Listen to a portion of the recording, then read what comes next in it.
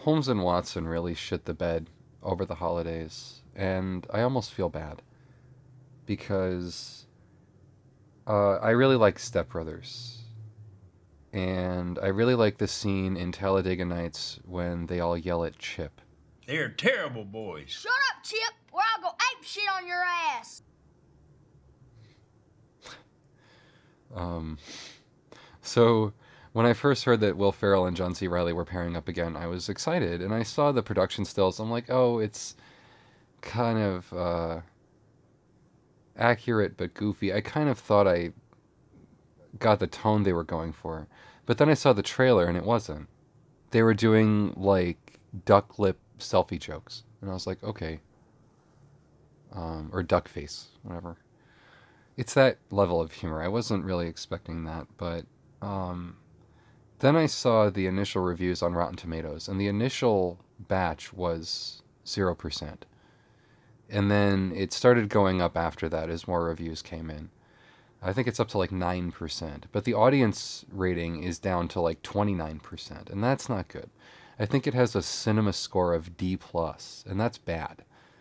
Like, it takes a pretty bad movie for audiences to dislike it that much, because usually audiences are more forgiving. They usually will toss it a bone and give it like a C, even the worst stuff. So they have to be angry at it to give it a D or an F.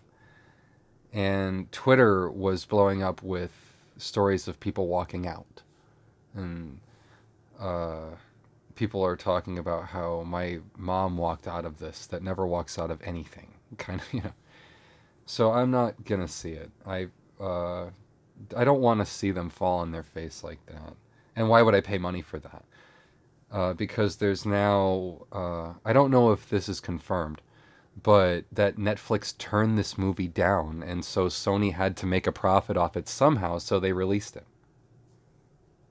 And there was, you know, I don't know about Christmas Day, because a lot of people are like, I walked out of this on Christmas Day. Like, there's another YouTuber, I just watched his review, it was really good. You know, if you watch my channel at all, I'm terrible with names, I have a bad memory. But he said that he went to see it on Christmas Day and then walked out, like had to waste his money. Or no, maybe he didn't walk out because he's a critic.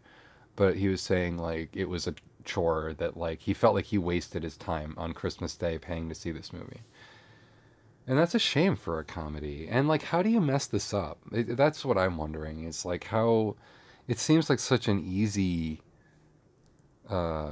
premise to get laughs from. Where it's like Sherlock Holmes, and what I've heard is that it's very tonally inconsistent, is what most of the reviews are saying. That Holmes frequently oscillates between an actual genius and fraudulent buffoon. And it's like you can't really tell which one he is. And so that, whatever, I guess that might become annoying. But they said there's no real plot to hinge that on. And it's mostly just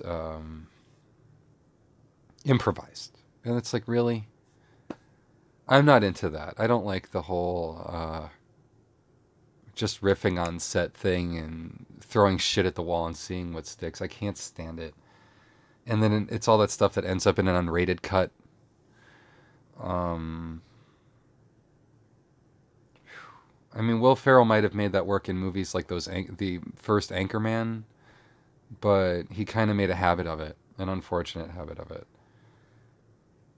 So my final thought is, I hope this doesn't endanger any future pairing of Will Ferrell and John C. Reilly, because that's what it seems to have done. And Ethan Coen, who directed, also way back when wrote Tropic Thunder, which I really like. Ben Stiller directed that himself, but the script was Ethan Coen. And it's a shame that he's going down with this ship. And that's not a Titanic reference, even though the Titanic is in this movie. For some reason, even though it's not period accurate, because Holmes would have existed around, what, 1880 something, late 19th century, and the Titanic was early 20th century. I think it was like 1912, right?